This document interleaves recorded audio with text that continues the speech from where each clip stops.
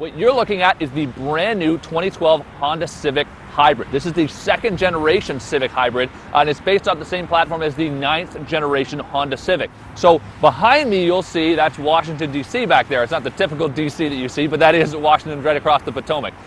We came to this sort of green setting, appropriate venue for this car, but really Washington is the better venue because it's filled with gridlock. We're just 30 feet from crossing the bridge into actually being in D.C., and we're already stuck in gridlock. So it's a good thing we brought along our Civic Hybrid. This car has been changed pretty significantly in terms of what's under the hood. What's really important, they've moved from a 1.3-liter four-cylinder engine up to a 1.5-liter, but the bigger deal is that they finally switched to a lithium-ion battery pack, and that's the first use of a lithium-ion battery pack in a Honda car.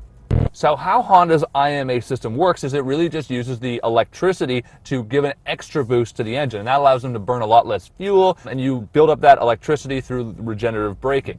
It stores in that lithium-ion battery pack, which is also more compact and more powerful. So there's a lot of benefits. I mean, there's also a start-stop feature. Every time you come to a complete stop, the gasoline engine shuts off completely. So that really makes a big difference in fuel economy, and there's no idling essentially. So you stop here, and you can see the RPMs are at completely zero. So there is no gasoline engine running right now at all. Total power output for the engine is 110 horsepower and 127 foot-pounds of torque. And it actually feels pretty good at normal speeds. When you're driving around town with the electric assist, you really feel it feels torquier, and it's got sort of better mid-range. When you really want to get on it and put your foot down, however, it doesn't really have all that much in store. So you drop your foot down and it just kind of takes off at a moderate pace, and the faster you are, the sort of less dramatic it is, which is true of any engine that's going to make 110 horsepower. And what we've got over here on the far side of the dash in green is this Econ button, and what that does is it really reduces your throttle inputs and makes sure that you're driving as fuel efficiently as possible, which if you're going to buy a car like this is probably what you want to be doing most of the time.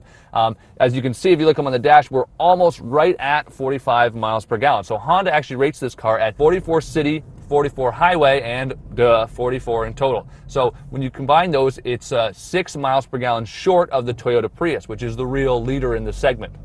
Inside the car, it's very similar to the rest of the brand new Civic lineup. You do get the new iMid system in here, which includes these button controls on the steering wheel, which are easy to use, and they're connected to this dash screen right up on the top there. Now that'll show you everything from average fuel economy, and you can scroll through the different screens with the info button, the little leaves that grow when you drive fuel efficiently, or it'll tell you if the electricity is powering the car, the gasoline is powering the car, things like that. There's also a few other screens in there with fuel economy information that people who buy hybrids are always interested in. So we're back in the wilderness after a pretty thorough test of the car. The city fuel economy really didn't show up as promised. We mentioned before, we're doing easily 45 miles per gallon on the highway, no problem. But after a long time in the city, that was down to around 34.